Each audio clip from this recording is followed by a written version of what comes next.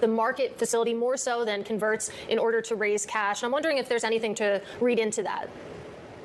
Well, just the equity capital markets were very enthusiastic over the past 4 weeks, and so we're always considering, is it the convertible market? Is it the fixed income market? Is it the equity market we want to go to? And that's going to change from time to time. I expect that mix will shift more heavily toward fixed income markets in Q1 as we go forward, because right now we're probably getting a little bit too delevered, and we'd like to actually get more leverage. We have about $7.2 billion of converts, but $4 billion of them are already essentially equity. They're through the strike price, they're through the call price, and they're trading with a delta approximately 100%. So they're looking like equity. And so we would like to go back and build more intelligent leverage for the benefit of our common stock shareholders. Welcome back to the channel. Aaron here from the Bitcoin Bros. Happy Saturday. You just saw in that clip Saylor talking about using more intelligence leverage during Q1. We've already seen the $2 billion convert. Q1 ends March 31st. So will we see MSTR use more debt to acquire Bitcoin? That's yet to be seen, but over the next couple of weeks, we could definitely see that.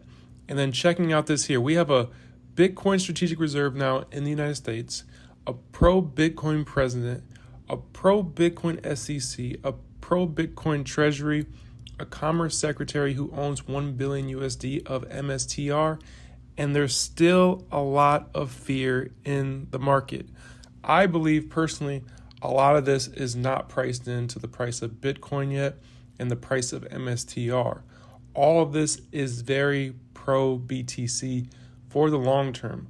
Obviously, in the short term, we saw Bitcoin's price dump when they announced the strategic reserve, the sell the news event. That makes a lot of sense. But over the long term, I don't think a lot of this is priced in. Bitcoin was demonized the years before this. Some people even wanted to ban Bitcoin.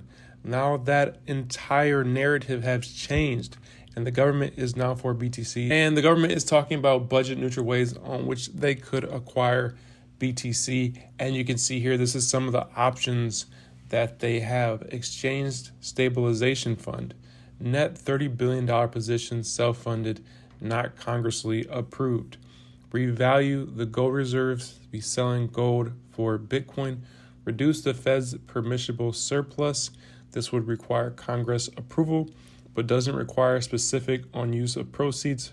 For background, in pre-2015, the Fed had limitless surplus, then lowered to $10 billion through a highway bill, then reduced to $7 billion in 2018. So they're saying they can reduce that even more and use some of those proceeds to buy Bitcoin. Lobby IMF to include Bitcoin in SDRs. The last review was in 2022. The next is in 2027. Phase integration like CNY in 2016, likely no congressional vote needed, but will require lobbying from lawmakers. Bitcoin bonds, very similar to what El Salvador is doing with their volcano Bitcoin bonds. Sell the 1.433 billion pounds of cheese stored in Missouri caves. And I didn't even know this was a thing. That estimated value is around $2 to $4 billion. Selling cheese to buy Bitcoin, or put a percent of the Doge savings into Bitcoin. So some options there for the government to acquire more BTC. And then looking at the top traded stocks for Friday, this is something I like to show because MSTR is always up here at around $6.54 billion of volume. You can see they're trading with some of the biggest companies in the world in the top 10 there. MSTR currently sitting at 287. We have Bitcoin sitting at around $86,000. MSTR below that 300 mark may be a decent opportunity to buy the dip. And we're going to be looking at charts here in a second, so stay tuned for that. But if you need somewhere to trade MSTR, you can check out MooMoo. When you sign up with our affiliate link listed in the comment section below, in the description below, you can get up to 30 free stocks. Each one of those stocks could be valued up to $2,000 each. It's basically free money. Make sure to check it out. And we've been using MooMoo for quite some time now. It's a pretty decent brokerage. So make sure to check that out if you haven't already. But let's go ahead and get to some of these charts here. So we can see here, the U.S. is creating a strategic Bitcoin reserve. Meanwhile, exchange reserves are in free fall. So the Bitcoin balance on exchanges has been falling significantly. This has been something we've been watching for years now. We've been telling you guys who've been watching our channel for any amount of time. This is a statistic we've been looking at for years. We've been seeing since the last happening back in 2020 during COVID, the amount of Bitcoin on exchanges topped out at around 3.6 million Bitcoin, and it has continued to fall since then. Up until that point, the exchanges were in accumulation mode. Over the past 5 years, we've seen exchanges lose more and more Bitcoin as the price of Bitcoin has been going up. So this could cause a huge supply shock in the future, especially if we see all these corporations continue to buy Bitcoin. We see MSTR continue to buy Bitcoin. We see the ETFs continue to buy Bitcoin. There's just not going to be enough Bitcoin left for the exchanges to hold. And the OTC desks are actually starting to lose a lot of the Bitcoin they have. So if the OTC desks lose that Bitcoin, how are these big players going to be able to buy Bitcoin in mass amounts? They may have to go to the exchanges and hit the spot market potentially, and that could cause a huge supply shock. And then from Samson out here, he says, this seems to have slipped by the news cycle with banks and now custody Bitcoin. So this is something that is going to be really interesting to see how this plays out. We've seen Michael Saylor say you'll be able to put your Bitcoin in banks and get 5% a year cash back on your Bitcoin. We've seen people talk about Bitcoin loans. We've seen people talk about Bitcoin bonds. There's a lot that these banks could potentially do. It's going to be really interesting to see how banks allow you to custody your Bitcoin. And is this going to be something that is insured? Is it not going to be insured? Is it going to be safe? There's going to be a lot of things that could happen here. And it's going to be really interesting to see how this plays out. And I know a lot of Bitcoiners don't even like this idea of giving their Bitcoin keys to somebody else for interest. And there's other people in the space who would say, I'd love to monetize my Bitcoin. So it's going to be interesting to see how this plays out and if people actually take advantage of this. So something that we'll be keeping you guys up to date on as the banks start to get integrated with Bitcoin. The iShares Core S&P 500 ETF seasonality.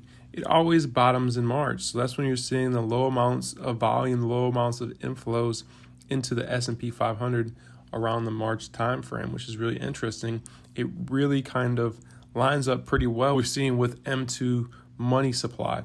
So we've seen over the past couple of years, there's been a lag against Bitcoin's price and the M2 money supply. So what it's showing right now is that Bitcoin could potentially go down to around $70,000, but then start to go back up towards the end of March because M2 money supply is starting to go back up and starting to go parabolic here a little bit. But there's like a little bit of a lag, 10-week lag on it. So we could see Bitcoin continue to drop in March and then start to go back up at the end of the March if it continues to play out the same way it's been playing out the past couple of years, which lines up with this chart as well, the seasonality of the S&P 500. So March, the rest of March could be a buy the dip opportunity for Bitcoin, MSTR. Obviously, nobody has a crystal ball, but just looking at charts, it does kind of seem that way. Other than getting into some companies who have been buying Bitcoin, Fold adds 475 Bitcoin to their treasury. They now hold 1,485 Bitcoin, and that secures them a top 10 position among U.S. publicly traded companies that hold Bitcoin. Then we have Block Square. They bought 122 Bitcoin during Q4, so now they hold 8,400 BTC. Good to see there from Square. And then we have Remix Point X. They bought another 40 Bitcoin to HODL, and they now HODL 616 Bitcoin. And then to give you guys an update on the Bitcoin state level strategic reserves, we had the Utah Bitcoin bill actually pass. But what happened here with this bill is it passed, and before they passed it, they actually took out a part of the bill that says, hey, we're going to accumulate Bitcoin. So they're actually not going to be accumulating Bitcoin. There are some other things in the bill that got passed that are definitely pro-Bitcoin, mining, pro-Bitcoin mining, things like that, but they're not actually going to be accumulating any Bitcoin with this bill. They took it out right before they passed the bill there. So a little bit of a letdown, but Utah is not going to be the first state to have Bitcoin on the balance sheet. The ones that we do have coming up next are Arizona, and Texas has been super pro Bitcoin strategic reserve. So these are two states that we can watch out for next. And yeah, that's all I had for today's video, guys. I hope you enjoyed it. I hope you found some value. Make sure to hit that like button, subscribe for more content. We're going to be keeping you guys up to date on everything Bitcoin and MSTR related This year is going to be very exciting for Bitcoin and MSTR, in my personal opinion. The United States federal government is really starting to be pro-Bitcoin, and this is sending a message not just to people in the United States, but to other countries across the world that the United States is going to be pro-Bitcoin. So we may see other countries around the world start to do some of the same things we're doing here in the U.S., like creating strategic Bitcoin reserves. Like last year, we saw Germany sell a whole bunch of Bitcoin, and that's when Bitcoin dropped down to around 50K. And they're probably kicking themselves now because that Bitcoin is worth double what they sold it for. So we may see some more Bitcoin strategic reserves come around the world. So let me know what you guys thought about everything in today's video. I'm out. My name is Aaron from Bitcoin Bros. Appreciate every single one of you. See you guys in the next one. Have a great rest of your day.